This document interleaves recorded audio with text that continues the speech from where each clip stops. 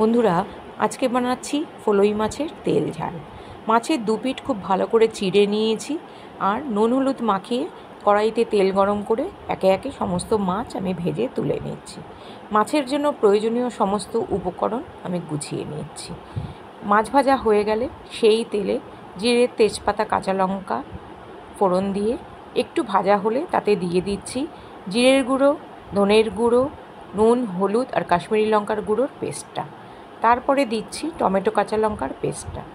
পরিমাণ মতন নুন আর হলুদ দিয়ে খুব ভালো করে কষিয়ে নিচ্ছি।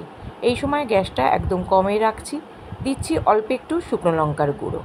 তারপর ভাজা ভাজা হয়ে গেলে দিয়ে দিচ্ছি পরিমাণ মতন গরম জল। সমস্ত মাছগুলোকে সাজিয়ে দিয়ে ঢাকা দিয়ে মিনিট কয়েক হতে দিচ্ছি।